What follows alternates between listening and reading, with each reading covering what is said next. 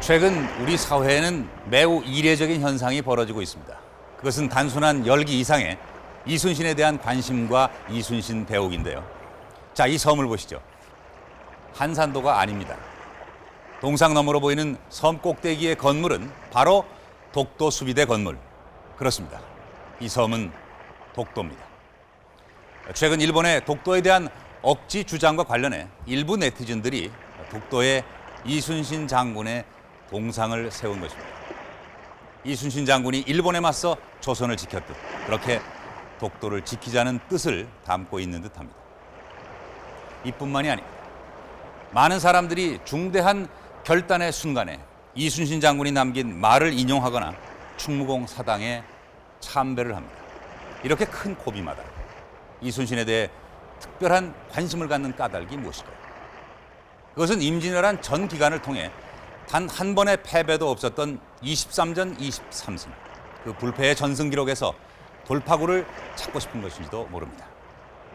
그렇다면 이순신 장군은 어떻게 단 한 번의 패배도 없이 모든 전투에서 이길 수 있었을까요? 23전 23승, 그 불패의 조건을 찾아가 봅니다.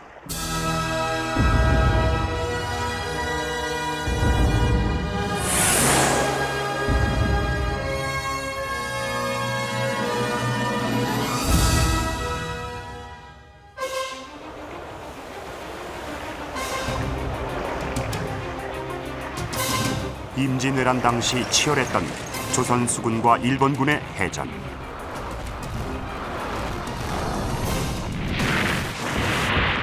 조선 수군이 연신 대형 총통을 발사하고 있다.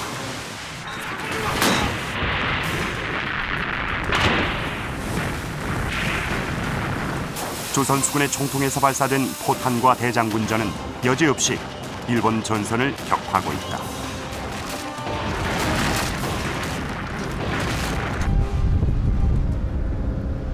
가공할 위력을 보이는 조선 총통. 과연 이것은 어떻게 가능했을까? 이곳엔 임진왜란 당시 무기들이 빠짐없이 진열돼 있다. 한꺼번에 400여 발의 화살을 발사하는 당시의 신무기 화차와 화공에서 큰 위력을 발휘했던 신기전을 비롯 각종 총통들이 진열돼 있다. 이게 이제 자체가 회전하니까 쇠 날개가 결국에 이제 배를 뚫고 들어가면서 이제 회전하면서 이 부분 그렇죠. 예, 그게 이제 배 그 구멍을 더 크게 키우는 역할을 하는 거죠. 결국에 이제 실제적으로 조선 수군의 총통 중 가장 큰 천자 총통. 적선을 여지없이 격파하는 대장군전과 쇠로 만든 철환을 발사하는 가공할 무기였다. 길이 130cm, 무게 300kg의 대형 무기 천자 총통. 그 발사 과정은 비교적 간단했다. 먼저 총통의 맨 아래 발사용 화약을 넣었다. 그 다음 경목을 다져 폭발력을 극대화한 후 발사체를 장전했다.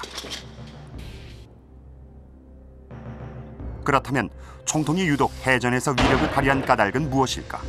당시 이제 포탄이라고 하는 부분이 장렬탄처럼 요즘처럼 장렬 폭발되는 이제 그런 형태의 포탄이 아니라 단순하게 부시는 역할을 합니다. 그래서 육전에서 사용도라는 것은 성벽을 부신다든가 성문을 부신다든가 그런 역할에 치중돼 있었지 인마살상용으로서는 그런 효력은 많지 않았다는 얘기죠. 그렇기 때문에 육전에서는 이제 대형 화포가 그리 많이 사용되지는 않았고 성곽전투라든가 그런 부분에서는 일부가 사용되는데 해전에 있어서는 그게 적극적으로 많이 사용되죠. 이렇게 무거운 게요. 실제로 발사가 될까 저는 궁금해요. 저희가 한번 해볼 수 있을까요? 네, 할 수 있습니다. 제작진은 실제 천자 총통을 발사해 보기로 했다. 먼저 화약을 넣고 경목을 넣어 빈 공간이 없도록 긴 막대기를 이용 경목을 다졌다.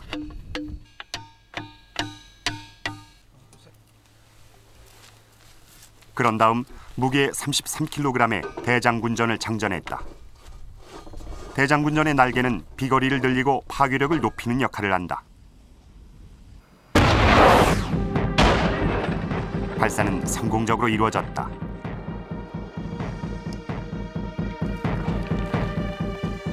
화약량을 조절 약 400m만 날려보냈다. 과연 그 위력은 어떨까? 대장군전의 앞머리는 땅에 깊숙이 박혀 있었다.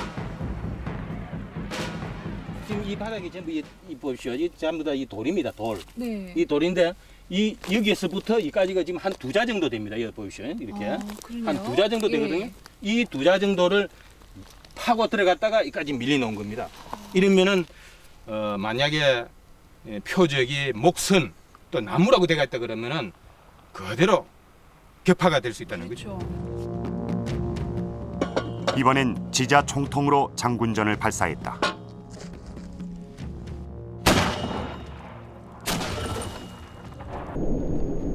비거리는 천자 총통의 대장군전보다 훨씬 멀었다. 임진왜란 당시에도 약 1,400m 정도 날아간 것으로 전한다. 체할 만한 크기입니다. 예. 조선 그래서 총통의 또 다른 위력이 있다. 조란환이라 그럽니다. 조란환이요. 예. 이 조란환은 이 대포에 넣어서 쏘는데 천자총통에는 이것이 400발이 들어가고 지자총통에는 쏘는데 200발이 들어갑니다. 조선 총통은 인마살상용 쇠공을 한꺼번에 수백 개씩 발사했다.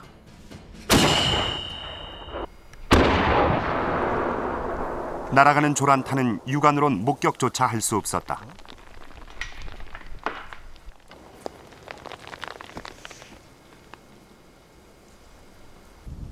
이거 그대로 딱 바퀴가 있는. 그러나 탄착점에서 확인한 그 위력은 대단했다. 여기가 흙이었다면 푹 들어가서 네, 보이지도 흙이면 않았겠네요. 푹 들이고. 사람이라 그러면은 그냥 관통이 되겠죠. 이 거리에서 가로 세로 한 20m 정도 흩어졌다 그러면은 적선은 그 분포 내에 있다 그러면 그건 전부 다 명중이 된다는 거고. 조란탄은 비거리가 늘어날수록 탄착점도 확대되는데 1km를 날아갈 경우 직경 50m 안의 적에게 치명타를 입힐 수 있었다. 일본 수군 같은 경우에는 일단 배전을 붙인 다음에 조총 사격을 하면서 제전을 붙인 다음에 백병전을 통해서 이제 전투를 벌이려고 하는 부분인 형태로 나타나고, 우리 수군 같은 경우에는 이제 적의 어떤 조총 사거리 밖에서 어느 정도 일정 거리를 둔 상태에서 함포를 이용해서 먼저 공격을 하고 점차적으로 포위망을 좁히면서 적을 이제 격파해 나가는 그런 형태의 전술을 펼쳤기 때문에. 그렇다면 임진왜란 당시 일본군의 주력 무기였던 조총의 위력은 어땠을까? 일본의 한 조총 동호회를 찾았다. 안녕하십니까. 이들은 일본의 조총을 수집하고 연구하며 조총 관련 책자도 꾸준히 발간하고 있었다. 또한 일반인들을 대상으로 정기적으로 조총 시연회를 여는 등 활발한 활동을 하고 있었다. 今国内ではですね、各地に鉄砲隊が誕生しておりまして、その600の流派の中から有名な10流派ぐらいが残ってですね、それぞれが勉強しておられます。 그의 조상은 임진왜란 때 조총 교관으로 참전했던 이른바 포술사였다.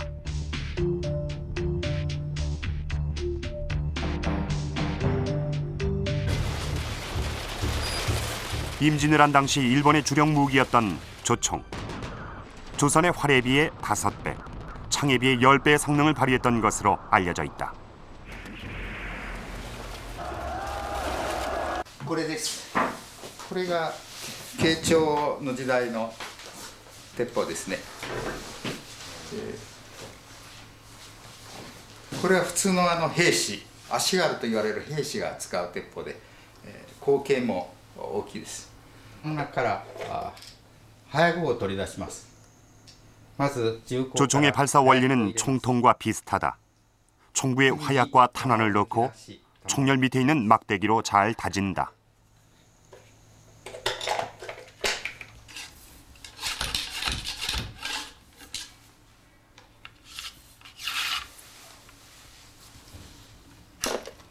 그런 다음 용두를 열고 발사용 화약을 넣고 화약 접시 뚜껑을 닫아둔다.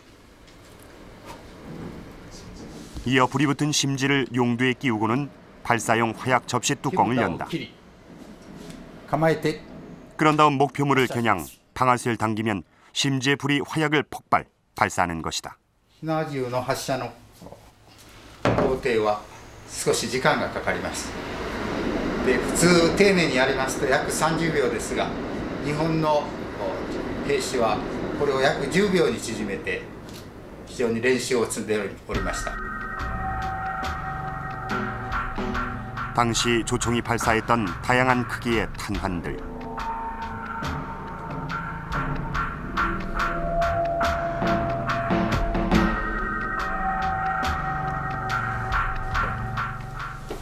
조총 중에는 요즘의 바추카포를 연상시키는 대형 조총도 있었다. で、朝鮮半島ではウルサン 그렇다면 조총의 위력은 어땠을까? 당시에 갑옷에 뚫린 구멍이 그 위력을 말해주는데 長くて射程が伸びます。統制不足と言われますけれど、厚い鉄板を何枚も重ねて作ってあります。しかしやはり銃弾には耐えきれませんで、こうして前後ろとも弾丸が貫通してしまいます。もう鉄砲にかなういかなる防具もなくなってしまったわけです。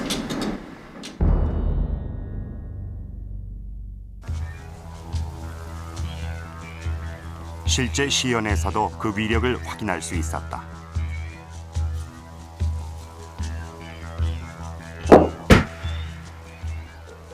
두터운 갑옷을 여지없이 뚫어버리는 조총의 위력. 그렇다면 당시의 핵무기 조총은 왜 해전에서 위력을 발휘하지 못했을까? 원칙 기록에 의하면은 뭐 최대 사거리는 500m라고 얘기를 합니다. 그러나 이제 어느 정도 살상 효과를 거둘 수 있는 유효 사거리는 200에서 250m 정도로 잡고 있고, 전술적으로 그것을 이제 어떻게 운용하느냐 하는 부분은 50m에서 100m 사이에서 적을 두고서 이제 사격권을 이제 형성을 한다고 보여지죠. 비밀은 사거리에 있었다.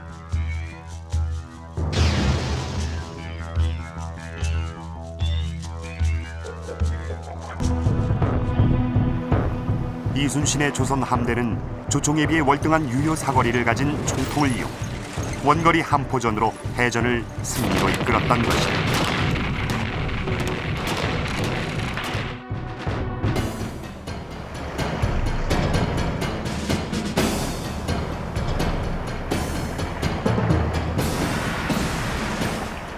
네, 바로 이것이군요. 가공할 위력을 발휘했던 조선 함대 총통. 이순신 함대는 바로 이 총통으로 일본군의 주력 무기 조총을 압도하며 해전을 승리로 이끌었던 것입니다. 난중일기를 보면 전라 좌수사 시절 이순신은 이하 부대의 총통과 무기를 꼼꼼히 검열한 것으로 보입니다.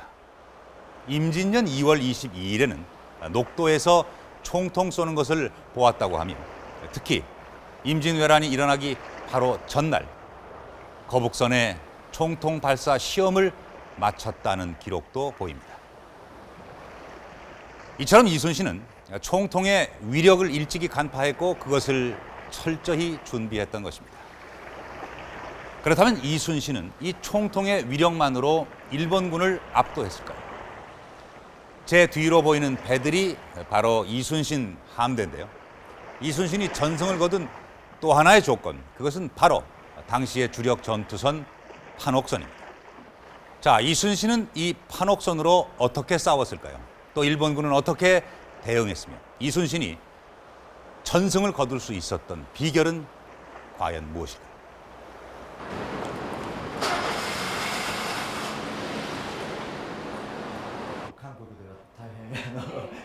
일본 도쿄의 어느 화랑. 이 화랑엔 임진왜란 당시를 묘사한 귀한 그림 한 점이 걸려 있다.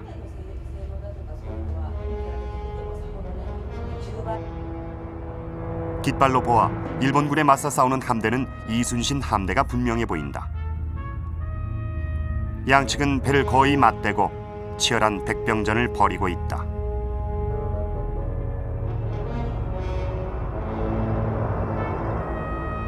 李春心が一度失脚してその後に復活してもう一度出てこられますよね。それでその時の明瞭の戦いって1593年その時ではないかと言われております。というのはこの旗印の来島総大将が道房といいましてその人はこの海戦で亡くなられるんですけれども多分その時のものではないかと言われております。 그 가운데 유독 눈길을 끄는 부분. 그것은 바로 일본군 배에 매달린 대포였다.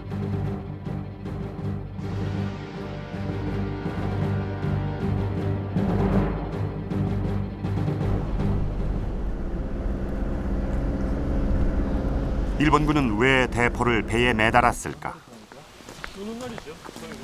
최근 임진을 한 당시의 일본군 전함을 복원한 어느 조선소를 찾았다.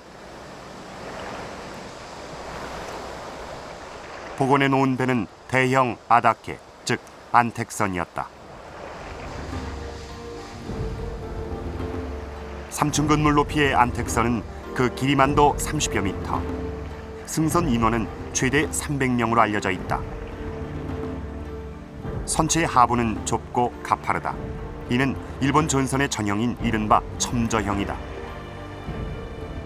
가판 위에는 가옥 모양의 구조물을 올려놓았다.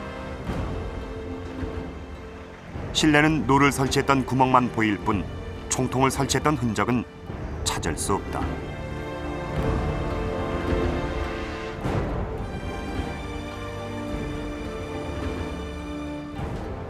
전투병들이 배치됐던 가판도 역시 마찬가지로 총통을 거치했던 구조물은 보이지 않는다.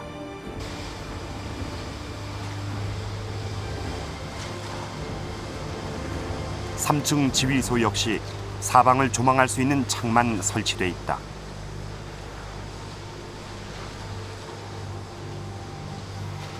일본 대장선에도 총통은 없었던 것이다.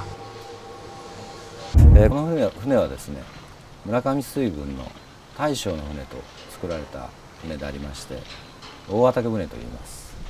この大畑船の周りにもっとちっちゃな船の小早でありますとか、そういった船が囲みまして、これは大将が乗る軍用船として作られたもので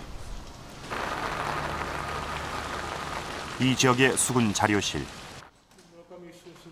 이곳에선 임진을 한 당시의 일본 주력 전투선을 볼 수 있다.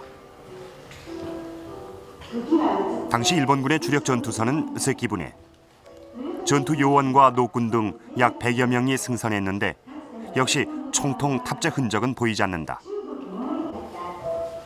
세키부네의 하부 역시 밑바닥이 깊고 뾰족한 이른바 첨저형이다. 당시 일본의 돌격선은 고바야라는 소선이다. 용머린 복원 과정에서 장식용으로 붙인 것이라는데 10명 내외가 승선했던 고바야는 배의 크기에 비해 노가 많고 길다. 이는 빠른 속도를 위한 것이다. 전진하는 속도가 매우 빠른 고바야. 배의 크기로 봐 총통 설치는 불가능했을 것이다. 그렇다면 일본군은 이런 전선들로 어떻게 전투를 치렀을까? だいたいその関船とか小早ですね、小早船というようなそういうこの速力の速い船が特徴なんですね。そしてその船足の遅い船に向かってそれをその漕ぎ寄せて、でその鍵で引っ掛けてですね、でこのよじ登って、そしてその船内に切り込みをしていくという一つの方法ですね。でその時の武器というのは鉄砲もちろん使うような余裕がありませんから、だいたいその日本刀ですね。 이 책엔 임진을 한 당시 일본의 해전 전술을 알 수 있는 자료가 있다.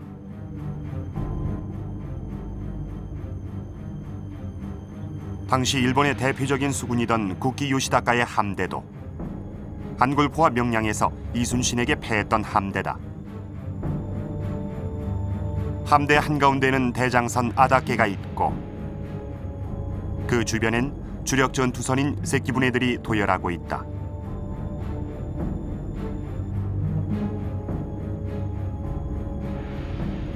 그리고 함대의 맨 선두엔 돌격선 고바야가 배치돼 있다. 돌격선과 주력선 그리고 아다케로 대형을 갖춘 일본 함대. 이들의 전술은 단순하고도 강력했다. ここやの戦いですね。ちょうど槍先がこう突き進むようにもう敵を突破すると。これが一番少数の軍事力としては有効なんですよ。まず相手のこの中核を狙っちゃうと。そして、向こうがその体系がこの崩れた時に個別的に、バラバラにこの襲っていくというやり方ですね。 그렇다면 이순신의 조선 함대는 이러한 일본군의 전술에 어떻게 대응했을까? 목포 해양유물 전시관엔 당시 조선 주력 전선이던 판옥선 모형이 매우 정교하게 복원돼 있다. 아니기 때문에 선주에 또는 목수에 따라 다 틀립니다. 같이 극적으로 했어요. 두 개의 돛과 노, 갑판 위에 지휘소를 갖춘 판옥선. 가장 먼저 눈에 띄는 것은 판옥선의 하부 구조. 일본의 전선과 달리 배 밑바닥이 평평한 평저선이다.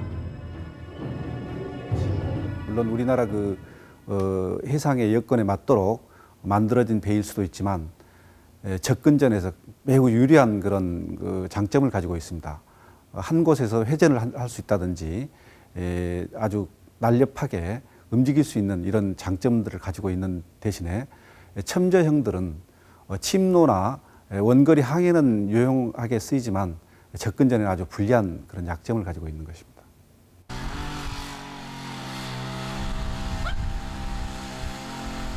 그렇다면 판옥선의 장점은 어떻게 가능했을까? 돈 된다고 그러니까 참 모방해서 조작한 입안해가지고 만들어요. 이번에 이순신 실제 판옥선 모형을 제작하는 전문가를 찾았다. 이 연안선은 바닥이 평평합니다. 바닥이 평평하게 생겨있죠. 예, 그래야 갯벌에 가서 잘 앉을 수도 있고 또 그리고 안정성이 있어요. 배 바닥이 넓고 그리고 배 이 너비가 넓으니까 배가 안정성이 있고. 안정성 있는 바닥과 함께 또 하나 판옥선의 장점이 있었다. 그것은 양쪽 선체를 연결하는 얇은 기둥의 가룡목이었다. 이 가룡목이 있어 판옥선은 구조적으로 매우 견고했다. 여기에 판옥선의 선체 제작 방법 또한 견고성을 더하고 있었는데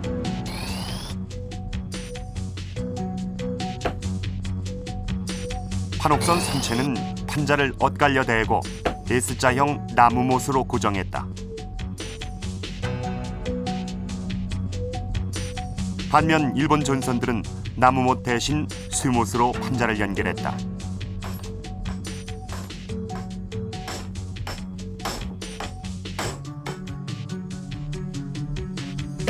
선체를 이루는 판자를 엇갈려 대고 쇠못을 비스듬히 박아 고정했던 것이다.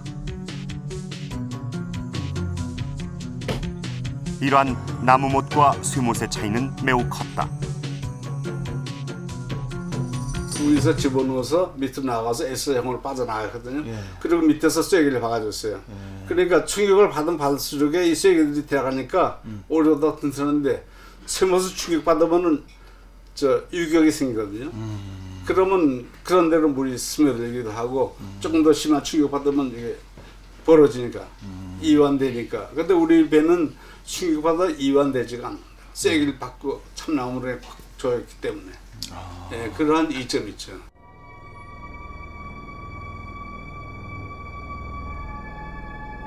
일본 배는 첨저형의 좁고 깊은 밑바닥에 얇은 판자를 쇠못으로 고정시킨 선체였다.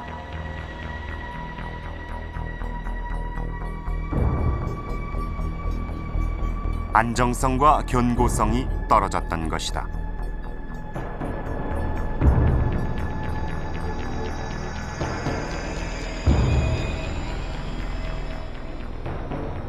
반면 판옥선은 평저형의 넓고 안정적인 밑바닥에 가룡목과 나무못으로 고정시킨 튼튼한 하부 구조, 그 위에 갑판과 지휘소를 설치한 매우 견고한 구조였다. 이는 전술구사의 커다란 차이를 불러왔다. 배가 견고하지 못하면은 그러한 중량물 대포를 칠 수 없을 뿐만 아니라 그 대포를 발사하면 그 반동, 충격 이런 것을 흡수해야 되는데 일본 배 같은 그런 이제 좀 취약하게 만든 거는 좀 어렵죠. 구조적으로 견고하지 못했던 일본 전선은 총통의 발사 반동을 견딜 수 없었다. 그래서 나온 것이 고육지책 총통을 선체에 매다는 것이었다. 그러나 이는 효율성이 매우 떨어지는 것이었다. 大砲を発射するためには船体ががっちりしてないとうまくいかないですよね。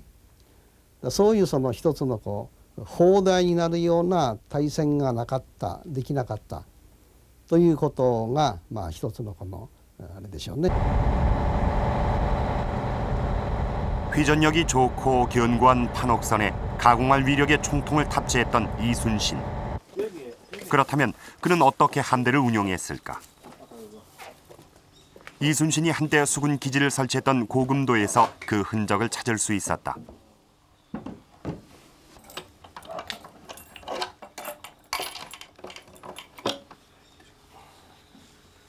오래된 나무 상자에서 나온 이순신의 수군 전진도. 바로 이순신이 운용했던 다양한 함대 진법이었다.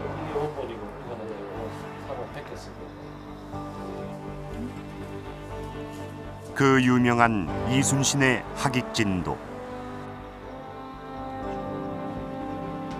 수십 척의 배를 일사불란하게 움직여야 가능했던 진법.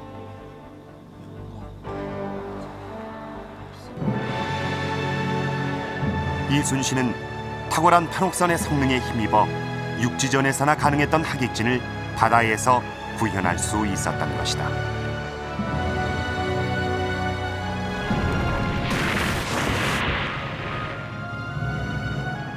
제가 서 있는 바로 앞이 한산도입니다.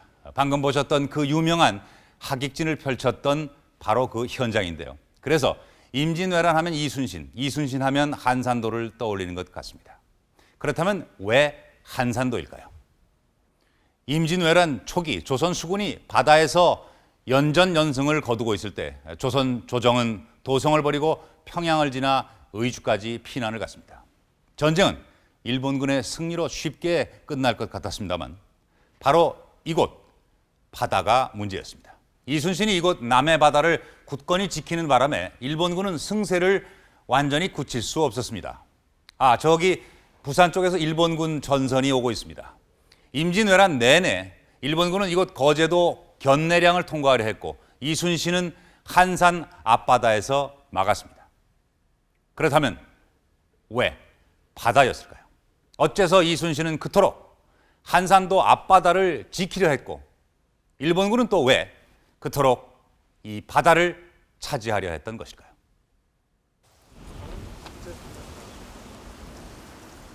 한산도를 둘러싼 조선과 일본의 치열한 주도권 다툼. 그 이유를 일본의 연구성과에서도 찾을 수 있었다. 이 대학에서 조선사 연구반을 이끌고 있는 나카니시 씨는 임진왜란과 한산도에 대해 오랫동안 연구해 왔다. 例えば200石積みの日本の200石です。200石積みの船が1艘平壌までたどり着けば平壌の小西行長は3日間それで、食いつなげます。これをもしも釜山から陸路を運ぼうと思えば馬500頭いるんです。でもちろんそれに500人の人間それから護衛が必要です。 임진왜란 초기 전황을 기록한 일본 측 자료.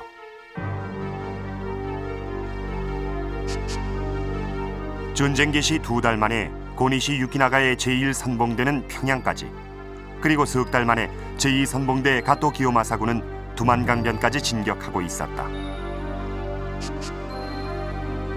그러나 같은 시기 해전의 양상은 달랐다.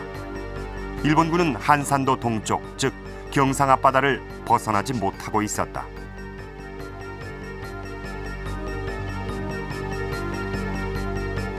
이러한 해전의 양상은 일본 육군에게 큰 영향을 끼쳤다.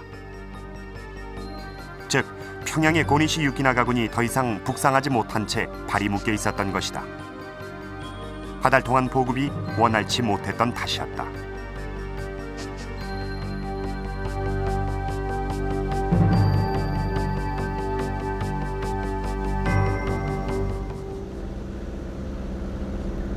심각한 보급 문제는 급기야 일본의 전략을 바뀌게 했다. 그 증거가 일본군이 쌓은 진해 안골포성으로 남아있다.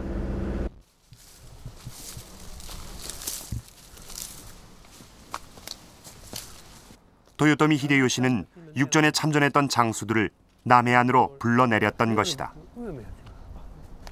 그리고 안골포를 이순신의 조선수군을 공격하기 위한 전진 기지로 삼도록 했다. 이 안골포를 수군기지를 하자. 일본 기지를 하자. 그래서 여기를 수군기지를 하고 그 다음에 일본 수군을 이제 정비하고 또 함선도 신조를 하는데 그 위치는 이 안골포하고 저 공개하고 웅포라고 보통 하면만 하고 양쪽을 오가면서 그렇게 우리 수군의 대전을 준비했습니다. 드디어 일본군 최정예 부대 와키자카 야사로 함대가 한산도로 출동했다. 개전 이후 처음으로 일본군이 대함대를 구성, 본격적으로 이순신 함대 공격에 나선 것이다. 일본군은 견내량 북쪽에 일단 정박했다. 당시 이순신은 미륵도의 당포에 주둔하고 있었다.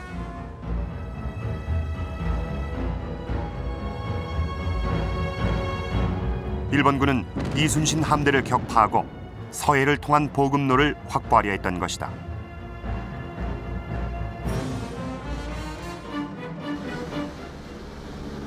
그렇다면 일본군의 이러한 전략에 대해 이순신은 어떻게 대응했을까?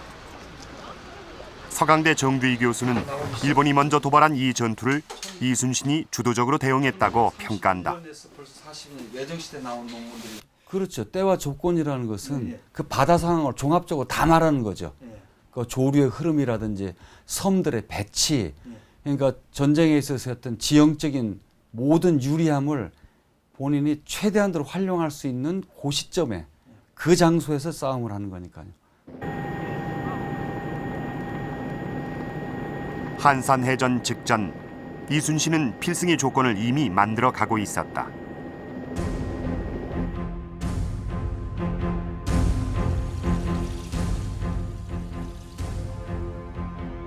우선 첩보전에서 이순신은 승기를 잡았다. 일본군의 움직임을 백성들의 첩보로 낱낱이 알고 있었던 것이다.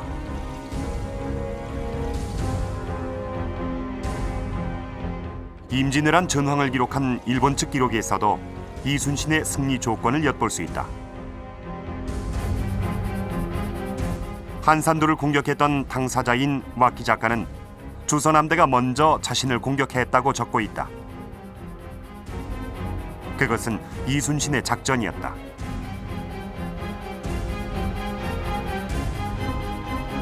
적정을 파악한 이순신은 판옥선 대여섯 척을 보내 선제 공격하도록 했다.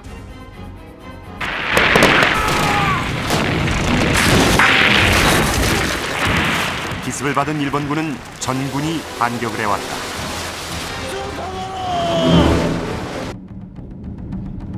그러자 조선 함대가 도주하기 시작했다. 이순신의 유인 작전이었다.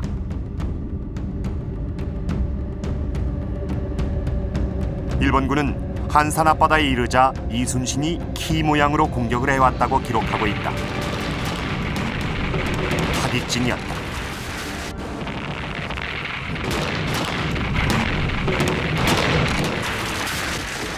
전투는 한나절을 넘기지 않았다. 파기진에 갇힌 일본군은 전선 74척 중 59척을 잃었다.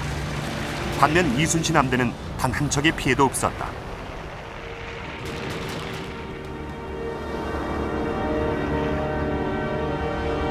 이 한산해전은 전쟁의 물꼬를 돌려놨다. 바다 작전을 시도하지 못했다는 뜻은 거제 해협에서 일본군이 한 발자국도 못 나오니까 해상을 통해서 서울 쪽으로 북진한 군대들에 대한 병력과 보급 물자를 도저히 보낼 수가 없었다는 뜻이니까 일본군은 급속하게 북쪽으로 퍼졌던 그 전투부대를 다시 그와 같은 속도로 남쪽으로 후퇴할 수밖에 없는 거죠. 한산해전에 이은 이순신 함대의 안골포와 부산 공격으로 일본의 길고 긴 전선은 심각한 위기를 맞았다. 보급로 확보에 커다란 문제가 생겼던 것이다.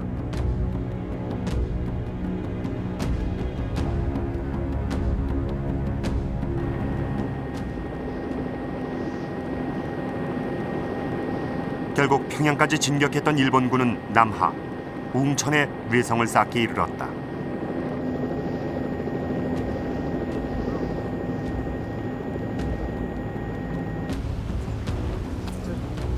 웅천은 부산으로 가는 길목. 이순신 함대의 부산 공격을 막기 위한 방책이었다.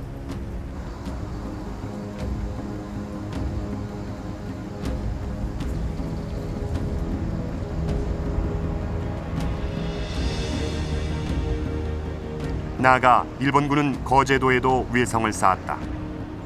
적극적인 방어에 나선 것이다.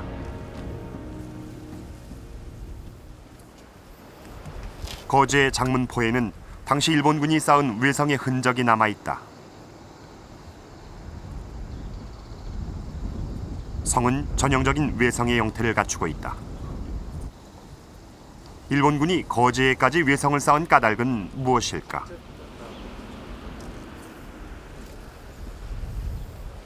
만약 조선 수군이 외성에 본거지인 부산을 갖다 공격할 경우에 바로 이 거제도와 통영 사이 이 좁은 수로를 반드시 거쳐가야 됩니다. 보급 문제로 수세에 몰린 일본군은 이제 이순신 함대의 공격으로부터 부산을 지켜야 했다. 그래서 도요토미 히데요시의 명령에 따라 육지에서 대포로 바다를 공격할 수 있는 위치에 외성을 쌓았던 것이다.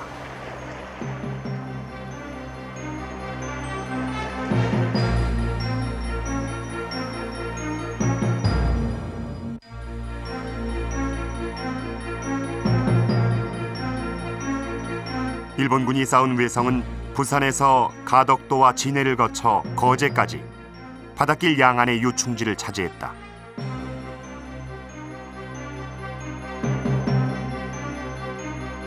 거제도에 위치한 성들은 이 외성 중에서 그 최서쪽에 해당되는 겁니다. 그러니까 일본 수군으로 봐서도 이 전라도 지역으로 하는 그 진출할 수 있는 최전선이 되겠고, 조선 수군으로 봐서도 전라도 지역으로 진출이 못하도록 막는 최고의 방어선이 되겠습니다. 이러한 일본군에 대해 이순신도 적극적으로 대처했다. 삼도수군 통제사가 된 이순신은 한산도에 통제영을 설치한 것이다. 한산도는 견내량으로 진격하는 일본군을 효과적으로 막을 수 있으며 만에 하나 있을지도 모를 거제 바깥바다로의 공격도 동시에 막을 수 있는 요충지였던 것이다. 그 이순신을 후원해 줄 수 있는 육군 부대에 말하자면 지원이 전혀 없고 자기 함대만 가지고는 전 해안선을 장악할 수 없으니까 그 좁은 목을 지키고만 있는 것이고, 일본군은 빠져나가려면 이순신을 격파시켜야만 나가는데 이순신이 워낙 강하게 버티고 있으니까 못 나가는 것이고, 그러니까 거기가 분계선처럼 됐죠. 그러나 전쟁이 없다 해서 긴장이 없었던 것이 아닙니다.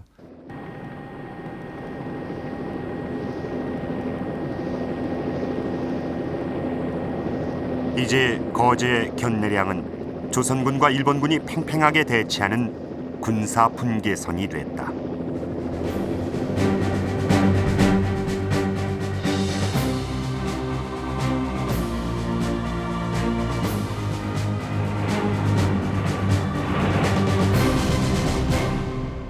이순신의 한산 대첩 이후 이곳 견내량은 조선과 일본의 군사 분계선이 됩니다. 이후 이순신은 약 4년 반 동안 이 견내량을 굳건히 지켜냅니다. 그러나 팽팽했던 대치는 조선 조정의 오판에 의한 이순신의 투옥으로 끝이 나고 맙니다. 정유재란 당시 조선 조정은 일본 측의 정보만을 믿고 이순신에게 부산을 공격하라, 갓도 기요마사를 잡으라는 명령을 내립니다만 이순신은 출전하지 않았습니다. 일본 측이 흘린 정보를 믿을 수 없었고 또 육군의 협공 없는 수군만의 작전은 효과도 없을 뿐더러 위험하다고 판단한 것이죠. 더구나 부산까지 촘촘히 들어선 외성은 언제든지 이순신 함대의 배후를 공격할 우려가 있었습니다. 만에 하나 일본군의 포위 공격으로 이순신 함대가 패하는 날이면 이 견내량 군사 분계선은 무너질 것이고 이순신 함대를 대체할 병력이 없는 조선은 매우 위험해질 것이 불을 보듯 뻔했습니다. 그런데도 조정은 임금의 명령을 듣지 않는다 하여 이순신을 투옥 백의종군시키고 원균을 삼도 수군 통제사로 임명합니다. 이는 결과적으로 조선과 조선 수군에게 감당하기 어려운 위기를 초래하고 맙니다.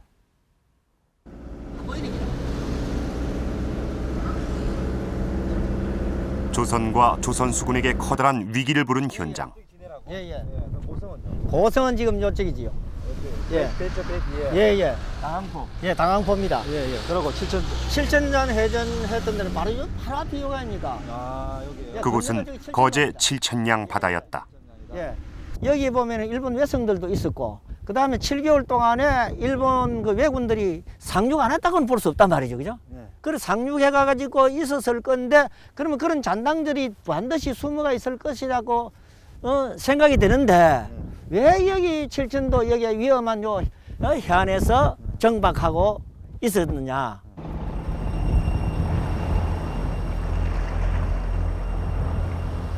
원균의 조선 함대는 곳곳에 외성으로 둘러싸인 거제 칠천도에 정박하고 있다가 전멸하다시피 했다. 이에 앞서 조정의 명령을 끝내 거부하지 못한 원균은 마침내 부산 공격에 나섰다. 134척의 대함대였다. 그러나 출전 초기 원균 함대는 풍랑과 일본군의 전술에 말려 고전을 면치 못했다. 日本側はどうしたかと言いますと、その先端のところに近づいてやってきましてですね、すぐ離れるんですね。そうするとそれを追いかけるんですよ。そうするとまた片方の方からまたこの朝鮮の水軍に近づいてきてはまたこう離れるということで、そうしますと恩牛が率いているところの水軍がですね、船がバラバラになってしまったんです。そして、そこでこう逆にやられたということで、ちょうどその半山島でこのイ・スンシンが、おとり船を出して引っ張り出したと同じような方法を日本が取ったと。 일본군은 원균 함대를 상대로 치고 빠지는 작전을 구사했다. 풍랑과 유인 작전에 지친 조선 수군은 가덕도에서 매복에 걸려 큰 피해를 입었다. 이에 원균은 함대를 칠천도로 이동시켰다. そして、出戦量では、日本軍は島津だとか鍋島だとか小西なんかの、大大名もほとんど水軍となって戦います。 일본군은 치밀한 수륙 협공 작전을 구사했다. 일본군의 공격에 조선군 일부 함대는 부산 방면으로 도주하다가 전멸당했다. 경상 우수영 소속 12척만이 견내량을 지나 도망갔으며 원균은 고성 땅 춘원포로 쫓겨가 전사했다. 원균이 출동하니까 일본군이 가만히 있었잖아요. 그러니까 결국 일본군 진영 한가운데까지 들어갔다가 돌아오면서 당한 거잖아요. 이순신이 들어갔으면 아마 똑같은 결과를 받았다고 생각합니다. 그러니까 이순신 장계를 보면 그 뒤를 막으면 어떡할 거냐. 어떻게 왜적을 믿고 아군이 출동할 수 있느냐 이런 얘기를 한 것도 다 일본군의 그 작전을 다 알고 있으니까 그러니까 절대 안 움직이고 있는 거죠. 그러니까 저는 움직였으면 난 그 상황에서 먼저 움직이는 쪽이 난 졌다고 생각하는데 못 참고 움직인 것은 조선 쪽이 움직인 거죠. 조선 함대 100여 척의 격침과 원균, 이역기, 최호등 최고 지휘관의 전사, 마침내 칠천량 패전으로 견내량 군사 분계선은 무너졌다. 일본 육군은 기다렸다는 듯 전라도 땅으로 거침없이 진격해갔다.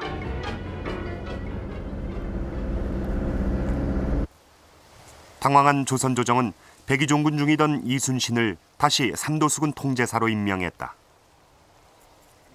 그러나 군사도 전선도 없는 삼도수군 통제사였다. 이순신은 즉각 수습에 나섰다. 진주에서 순천까지 일본 육군이 지나간 지역을 하루 이틀 간격을 두고 뒤쫓았다. 그것은 매우 위험한 경로였다. 그렇다면 이순신은 왜 위험을 무릅쓰고 여러 지역을 돌았던 것일까? 조원래 교수는 건재를 과시한 이순신의 의도된 행동으로 보고 있다. 그 군세, 숫자의 문제가 아니라 그 전투 실전 경험을 갖고 있었던 지난날에 이제 막 오른팔 왼팔이라고 해서 좋을 그런 그 수군 장졸들이 한 덩어리가 된 것이죠. 상하가.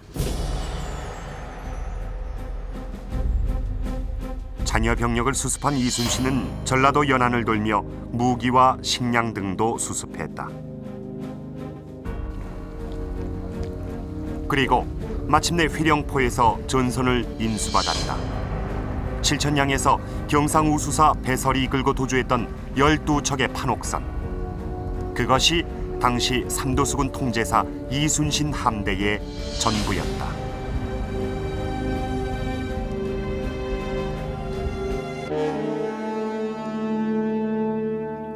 일본군은 서해 진출을 시도했다. 이순신의 12척 조선함대를 쫓기 시작한 것이다. 이순신은 서쪽으로 이동했다. 그리고 그 뒤를 일본의 맹장들이 쫓았다. 옥포에서 이순신에게 참패당했던 도도다카도라, 안골포해전에서 간신히 도주했던 가토 요시아키, 그리고 일본 내 강력한 수군 집단이던 구루지마 미치우사까지 海上軍、海軍、水軍がですね、協力してその片方は陸上から片方はその制海権を持った後の朝鮮沿岸、特に南から西海岸の方をずっと北上してでソウルをつくという、そういう目的があったわけですよ。で初めて陸海が合同してですね、で朝鮮のその北上を果たそうというその一つのこの北進策が明瞭の通過ということだったんですね。 한편 이순신은 파직과 고문의 후유증 그리고 칠천량 패전의 충격으로 매우 힘든 상황이었다. 인사불성에 빠지기도 했으며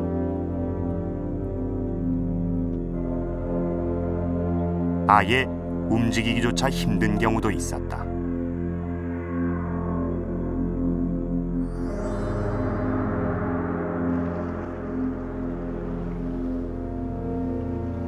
그런 와중에도 일본군의 습격은 끊이지 않았다. 그러나 이순신은 본격적으로 반격하지 않았다. 그러면서 천천히 서쪽으로 이동했다. 마치 적을 끌고 가는 듯했다. 보통 같으면 그런 상황 같으면은 거의 절망적이니까 막 용맹스럽기만 한 사람이라면은 막 여기서 내 마지막 전투다. 막 내가 죽든 너희가 죽든 한번 하고 말자 이렇게 생각하기 쉬운데 그 뭐 비교도 안 되는 전력 가지고도 말하자면 최후의 순간까지 조금이라도 이길 수 있는 가능성이 있다면 그 가능성을 찾았다는 거죠. 작은 가능성과 이길 수 있는 조건을 찾아 적을 끌고 온 이순신.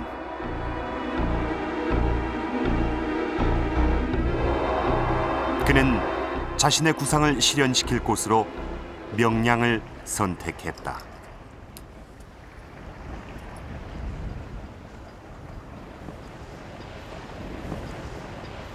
명량은 해남반도와 진도 사이의 좁은 물길, 지금의 진도대교가 놓인 바로 그곳이다.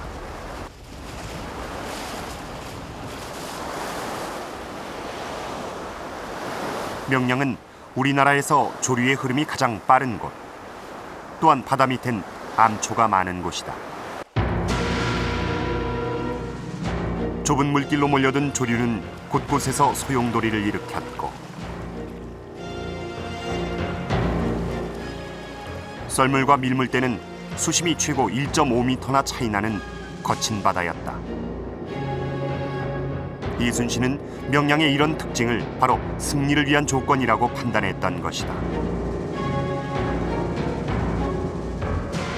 드디어 13척의 이순신 함대 앞에 헤아릴 수조차 없는 일본군 대함대가 진격해왔다.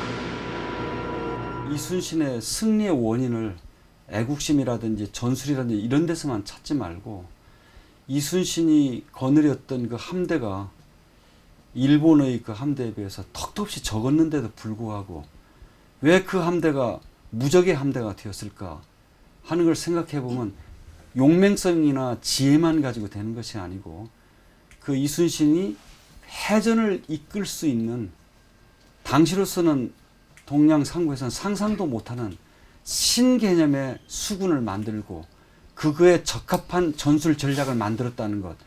요즘 말로 말한다면은 당시로서는 꿈도 못 꿀 대단히 선진적인 경쟁력 있는 함대를 만들고 그 함대를 그런 차원에서 운영할 수 있는 새로운 전술을 개발했다는 것.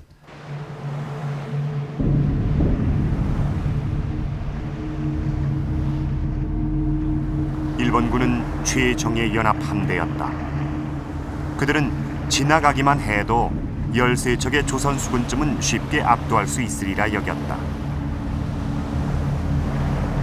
그들은 서로 선봉을 다투며 명량으로 진격해왔다.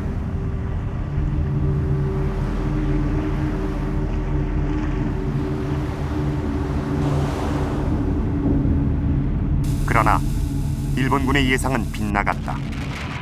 이순신 함대에게 참패를 당한 것이다. 이순신의 전혀 새로운 발상과 전술 앞에 압도적 전력도 무위로 돌아가고 말았던 것이다.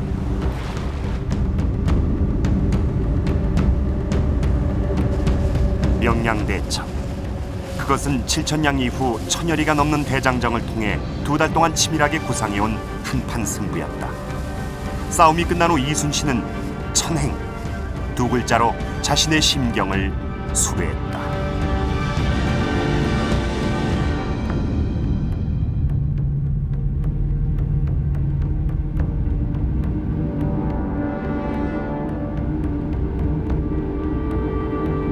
한산해전과 명량해전, 세계 해전사에 빛나는 이 두 번의 승전으로 이순신은 극복이 불가능할 것처럼 보였던 위기를 거뜬히 이겨냅니다. 우리가 이순신을 높이 평가하는 것, 그것은 바로 최대의 위기 속에서도 끝까지 이길 수 있는 조건을 찾고 그것을 구현했다는 점일 것입니다. 그래서 사람들은 누구나 이순신을 말합니다. 충무공의 비장한 각오로 이 자리에 섰다. 이순신 장군처럼 당을 일으켜 세우겠다. 우리 당이 죽으려고 하면 살고 살려고 하면 죽는다. 이것은 최근 여야를 막론하고 정치 지도자들이 이순신을 인용한 말입니다. 그렇다면 우리는 이순신의 위기 극복을 배우는 것으로 만족해야 할까요? 어쩌면 지금 우리에게 더 필요한 것은 이순신 시대의 위기는 왜 생겨났는지 그 위기의 원인을 진단하고 오늘의 교훈으로 삼는 것이 아니겠습니까? 위기의 극복에 앞서 위기를 부른 원인을 진단하고 그것을 미리 막는 것, 이것이 이 시대 우리가 진정으로 배워야 할 이순신학의 핵심일 것입니다.